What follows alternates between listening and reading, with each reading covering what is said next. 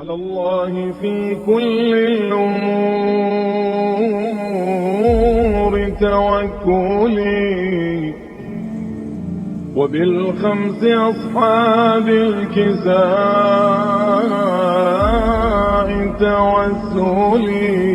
روي في كتاب عوالم العلوم بسند صحيح عن جابر بن عبد الله الأنصاري عن فاطمة الزهراء عليها السلام بنت رسول الله صلى الله عليه وآله وسلم قال: سمعت فاطمة أنها قالت: دخل علي أبي رسول الله في بعض الأيام فقال: السلام عليك يا فاطمة.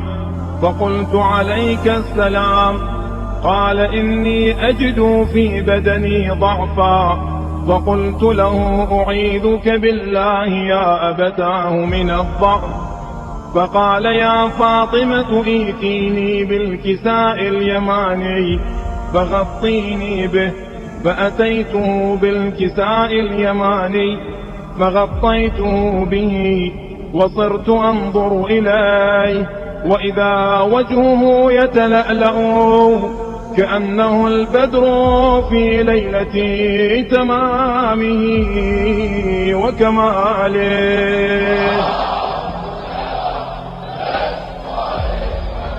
فما كانت إلا ساعة وإذا بولدي الحسن قد أقبل وقال: السلام عليك يا أماه. فقلت: وعليك السلام يا قرة عيني وثمرة فؤادي. فقال: يا أماه، إني أشم عندك رائحة طيبة كأنها رائحة جدي رسول الله صلى الله عليه وآله وسلم. فقلت: نعم، إن جدك تحت الكساء. فأقبل الحسن نحو الكساء وقال: السلام عليك يا جداه يا رسول الله، أتأذن لي أن أدخل معك تحت الكساء؟ فقال: وعليك السلام يا ولدي ويا صاحب حوضي، قد أذنت لك. فدخل معه تحت الكساء.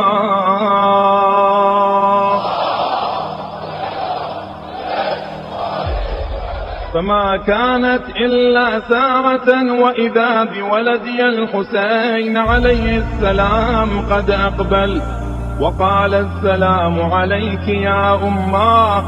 فقلت: وعليك السلام يا ولدي ويا قرة عيني وثمرة فؤادي.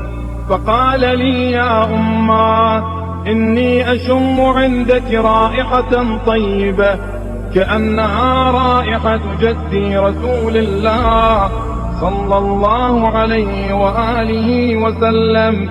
فقلت: نعم، إن جدك وأخاك تحت الكساء.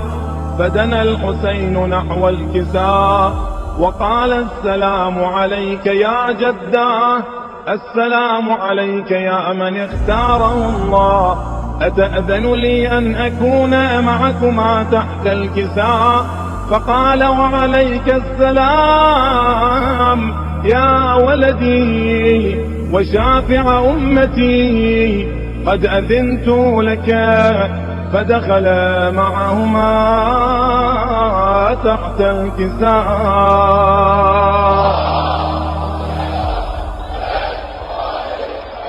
فأقبل عند ذلك أبو الحسن علي بن أبي طالب وقال: السلام عليك يا بنت رسول الله. فقلت: وعليك السلام يا أبا الحسن ويا أمير المؤمنين. فقال: يا فاطمة، إني أشم عندك رائحة طيبة كأنها رائحة أخي وابن عمي رسول الله. فقلت: نعم، ها هو مع ولديك تحت الكساء. فأقبل علي نحو الكساء وقال: السلام عليك يا رسول الله، أتأذن لي أن أكون معكم تحت الكساء؟ قال له وعليك السلام يا أخي ويا وصي ويا خليفتي وصاحب لوائي، قد أذنت لك. فدخل علي تحت الكساء.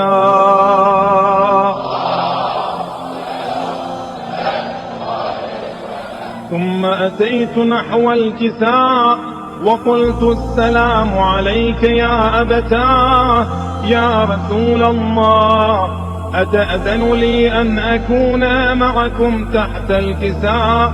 قال وعليك السلام يا بنتي ويا بضعتي، قد أذنت لك. فدخلت تحت الكساء. فلما اكتملنا جميعا تحت الكساء أخذ أبي رسول الله بطرفي الكساء وأومأ بيده اليمنى إلى السماء وقال اللهم إن هؤلاء أهل بيتي وخاصتي وحامتي، لحمهم لحمي ودمهم دمي، يؤلمني ما يؤلمهم ويحزنني ما يحزنهم. أنا حرب لمن حاربهم وسلم لمن سالمهم وعدو لمن عاداهم ومحب لمن أحبهم. إنهم مني وأنا منهم، فاجعل صلواتك وبركاتك ورحمتك وغفرانك ورضوانك علي وعليهم، وأذهب عنهم الرجس وطهرهم تطهيرا.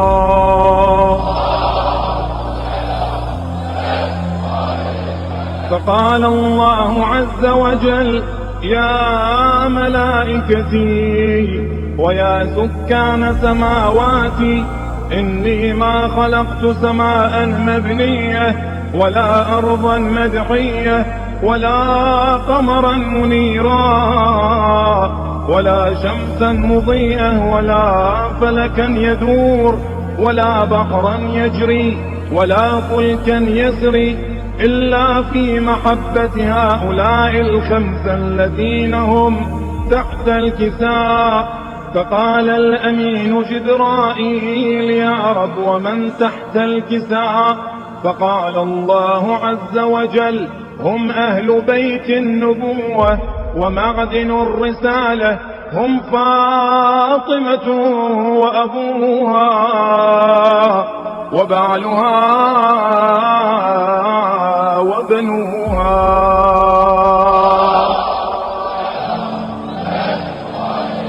فقال جبرائيل يا رب تأذن لي أن أهبط إلى الأرض لأكون معهم سادسا؟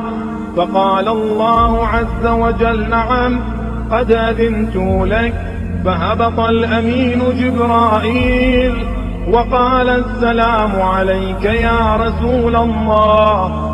العلي الأعلى يقرئك السلام ويخصك بالتحية والإكرام ويقول لك وعزتي وجلالي إني ما خلقت سماء مبنية ولا أرضا مدحية ولا قمرا منيرا ولا شمسا مضيئة ولا فلكا يدور ولا بحرا يجري ولا فلكا يسري إلا لأجلكم ومحبتكم، وقد أذن لي أن أدخل معكم، فهل تأذن لي يا رسول الله؟ فقال رسول الله وعليك السلام يا أمين وحي الله، إنه نعم قد أذنت لك. فدخل جبرائيل معنا تحت الكساء فقال لأبي إن الله قد أوحى إليكم يقول إنما يريد الله ليذهب عنكم الرجس أهل البيت ويطهركم تطهيرا.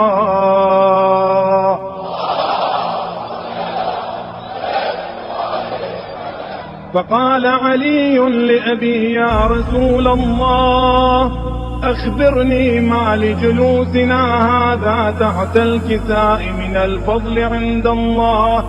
فقال النبي صلى الله عليه وآله: والذي بعثني بالحق نبيا واصطفاني بالرسالة نجيا، ما ذكر خبرنا هذا في محفل من محافل أهل الأرض، وفيه جمع من شيعتنا ومحبينا، إلا ونزلت عليهم الرحمة وحفت بهم الملائكة واستغفرت لهم إلى أن يتفرقوا.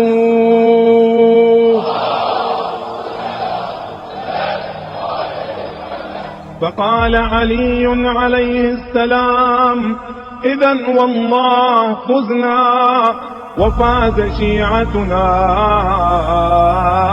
ورب الكعبة.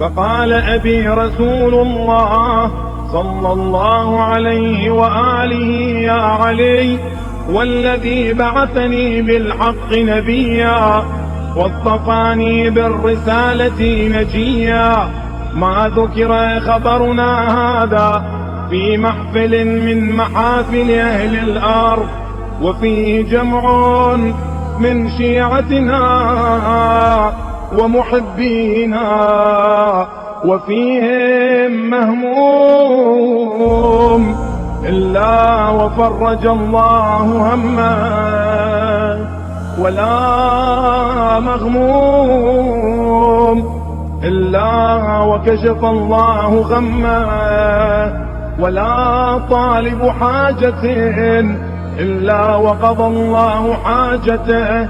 فقال علي عليه السلام: إذن والله فزنا وسعدنا، وكذلك شيعتنا فازوا وسعدوا في الدنيا والآخرة ورب الكعبة.